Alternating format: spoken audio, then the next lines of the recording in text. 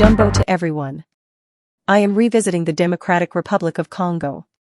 It is a country in Central Africa, bordering Uganda and Rwanda. It is one of the largest in the continent, and home to over 100 million people in DRC.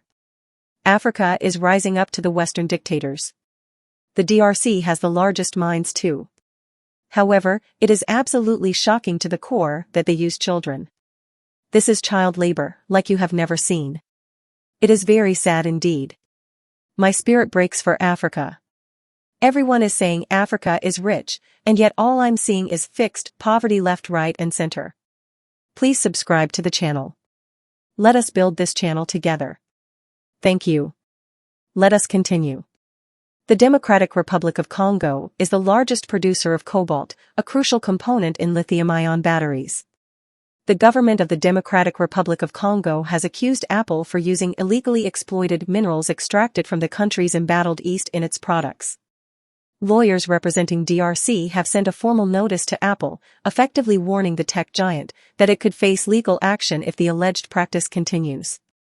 The DRC lawyers accuse Apple of purchasing minerals smuggled from the DRC into the neighboring Rwanda, where they are laundered and integrated into the global supply chain. The minerals in question include copper, cobalt, and strategic minerals used in high-tech products like smartphones and electric devices. The minerals are crucial for manufacturing products like Macs and iPhones. There are a lot of conflicts over minerals. For instance, the DRC's mineral-rich Great Lakes region has been affected by violence since the 1990s. Tensions resurged in late 2021 when rebels from the March 23 movement began recapturing territory. The DRC, United Nations, and Western countries accuse Rwanda of supporting rebel groups, including M23 group, to control the region's vast mineral resources.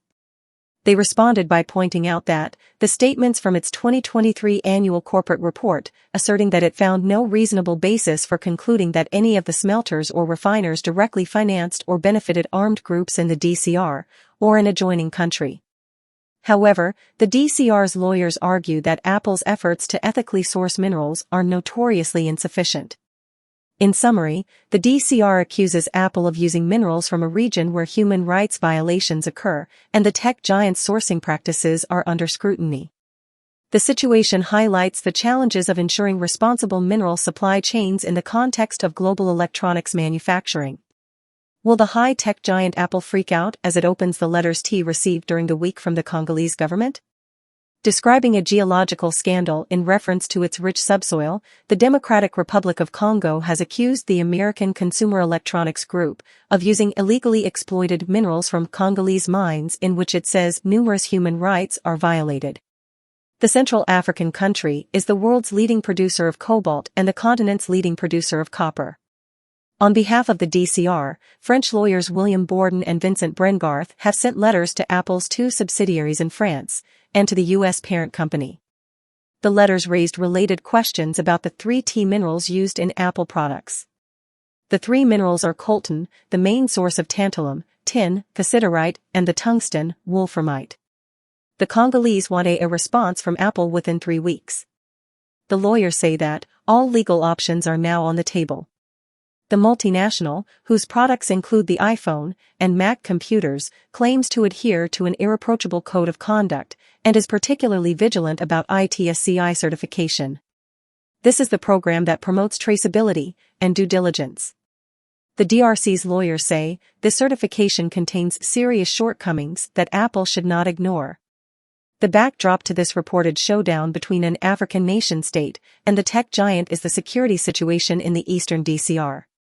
If it emerges that the alleged offenses are indeed taking place in the mines mentioned in North Kivu, it may be because these mineral sites are controlled by armed groups. Civilians and children in particular are said to be forced to work there in appalling conditions. Some children work to look after their families. There is a boy working so that he can look after his grandmother. There is a video highlighting the suffering of not just children, but adults too. Louis carry on. In keeping with its accusations against Rwanda, the Congolese government has accused its neighbor of supporting armed groups such as the M23 rebellion to appropriate mineral resources, particularly tin and tantalum. According to the lawyers representing the DRC, the illegally mined minerals are purchased and smuggled from the DRC into Rwanda, and then laundered before being supplied to Apple Group. It is a shame that the Western government and companies cannot just leave Africa and its resources alone. Africa should start shaming the puppet African leaders, who have practically sold Africa to the West. The Democratic Republic of Congo has had enough, and is asking Apple and other companies to stop exploiting their country. Blood minerals in the Democratic Republic of Congo must be stopped. A lot of children and innocent people have lost their lives. People are being exploited. Congolese are still poor, despite all the mineral resources. The minerals are purified and then transformed into phone parts. A country like Rwanda should know better. Congolese government believes that some criminal groups are backed by Rwanda. Yes, that Rwanda of genocide. And will soon become a receiving port for refugees. The M23 takes over mineral-rich territory and forces local adults and children to mine these minerals and takes them across border. Rwanda profits from the DCR's minerals, and the M23 group are not the only ones doing this. Most of the armed groups have their own norms that they have carved out. They will own the territory and rule with an iron fist. They will force the locals to work in the mines. The 3T mines, and others. This is the reason the DRC is calling them blood minerals. The Congolese blood is shed when they are extracting minerals. The DCR is saying Apple is complicit in all this, and Apple of course is not the only one. There is Intel, HP, and Tesla. All these brands have been accused of using blood minerals. Apple and others have denied the allegations. It is alleged though that over the years of investigation, there is a link. It is going to be difficult to catch brands like Apple's ready-handed because they use other actors to do the dirty work for them. The hypocrisy is huge. It is up to DCR to prove that these international companies are taking the minerals. It is a huge allegation to prove. I wish DCR the best of luck. This criminality must be stopped. I appreciate you all for your time. Catch you in the next one. From the daughter of the soil. Please take a look at the video. Painful to watch.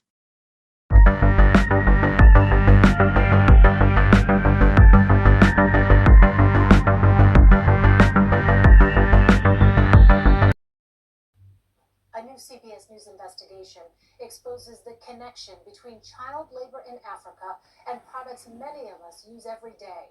Amnesty International revealed in 2016 that children were mining cobalt in the Democratic Republic of Congo, or DRC. 2 years later, little has changed. Companies like Apple, Samsung, Microsoft, and Tesla depend on the element for their products. It's found in batteries used to power phones, computers, and electric cars. Deborah Pata went to the DRC to investigate the situation. She has the latest from Johannesburg, South Africa. They're digging in trenches and laboring in lakes, hunting for treasure in a playground from hell. Hard enough for an adult man, unthinkable for a child. And yet tens of thousands of Congolese kids are involved in every stage of mining for cobalt. More than half the world's supply comes from the DRC. 20% of that is mined by hand. We traveled along collapsing dirt roads. Children are everywhere, digging for cobalt in abandoned open-pit mines. And it's clear, security officials in charge here, only some of them in uniform, have something to hide. There's such sensitivity around cobalt mining that every few hundred feet we get stopped requesting letters, documents, even though we have official permission to be here.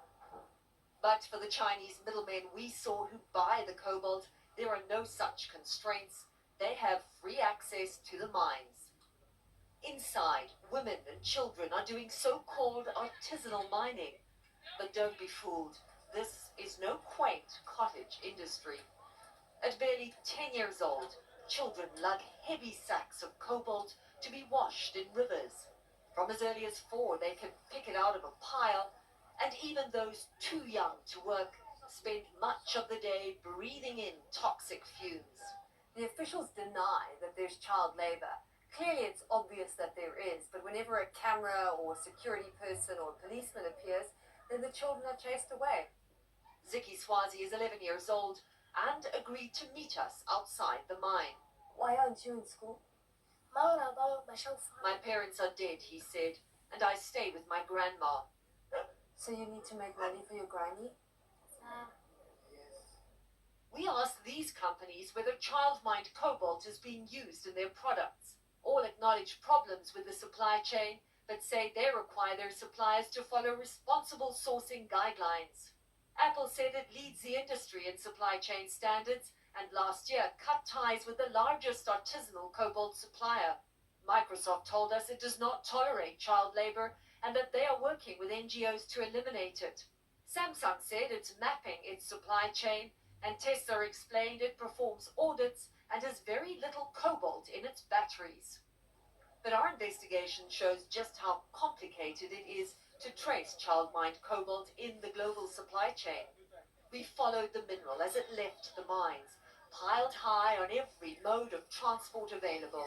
Sacks were already mixed up without labels, making it impossible to know who had mined them. The children's cobalt is brought here to this market, where it is brought by a Chinese company for extremely low prices. We wanted to see whether there was any attempt to check if the cobalt had been mined by children, so our team went back later with a hidden camera. When we offered to sell a truckload of cobalt, nobody asked us who mined the mineral, only what the quality was. This man told us that the Chinese traders here bought all the cobalt and sold it mainly to one Chinese company, Congo Dongfang Mining, known locally as CDM. CDM is owned by global Chinese giant Huayu, but Huayu said they stopped buying from that market last year and have put in place a detailed program to eliminate child labor from their supply chain. And yet, in this murky process of sourcing cobalt, one thing is clear: children are still here, carrying the weight of our high-tech world on their shoulders. We spoke to 8 major tech companies who've been linked to the supply chain, and while some of them have joined initiatives to solve this problem, we saw very little evidence at the mines we visited of anyone actually helping these children. PACT, an NGO working with Apple, Microsoft, and Huayu, described support from these multinationals as a drop in the ocean compared to the dozens of companies still buying child-mined cobalt. Deborah Patter, CBS News, Johannesburg, South Africa. Bobby Ghosh is a foreign affairs columnist and commentator, and he joins me now on set. Welcome to you, Bobby. This is so profoundly disturbing and shameful. Let's start with some baseline knowledge here of cobalt. How critically important is cobalt for these technology companies? So lithium batteries now are everywhere, right? They're in our cars, they're in our phones, they're in our laptops. There are 2 or 3 different kinds of lithium battery.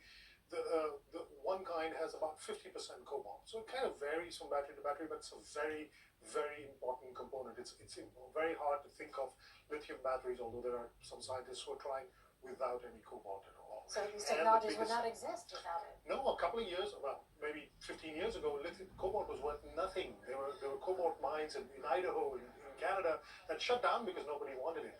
Now with all our new tech batteries, now cobalt is a very big deal. $80,000 a ton. So there are reports that Apple's looking to buy cobalt directly from mining companies instead of the middleman like you saw in Deborah Patter's piece there.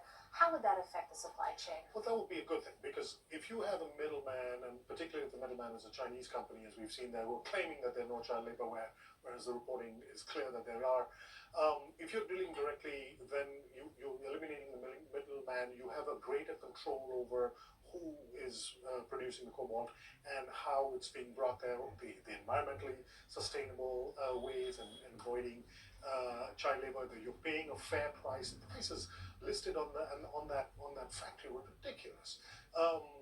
So that helps a lot. It would also help if the actual refining of this material will move more and more to the places where they're being produced. Right now, Congo, like a lot of countries, is exporting most of this raw material, and the refining and where the real value addition is done outside. And the government of Congo would like people to come and do that refining in the Congo. That would probably be a good thing. What about Tesla? They're reportedly building a battery gigafactory in the U.S. that will source all its materials from North America. Yeah. How realistic is that pledge? Well, we'll find out. The place they're looking for, ironically, is called Cobalt. It's called Cobalt. It's in Ontario, in Canada.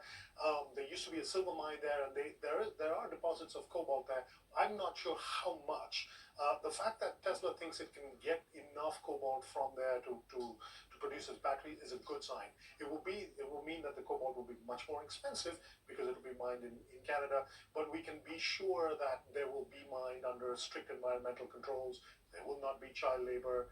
It won't change the fact that there is child labor in DRC though, because there are lots of buyers around the world, Chinese buyers, who won't care. So we may feel better about ourselves, but those kids are going to keep working those mines and enduring those conditions unless a larger effort is made to save them from that. And when you look at possible demand increasing, electric cars are expected to double the world's demand for cobalt by the year 2025.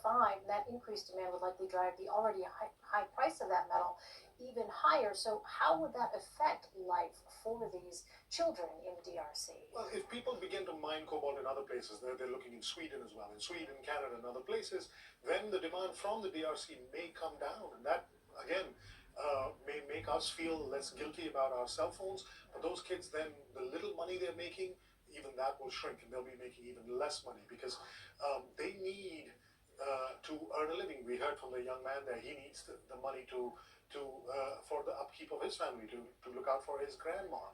That's not going to go away unless the world gets involved and imposes sort of standards at the mines themselves. It's not a question of where else can you buy cobalt to salve your guilty conscience. It's a question of trying to see if the community, if the world community can impose some controls,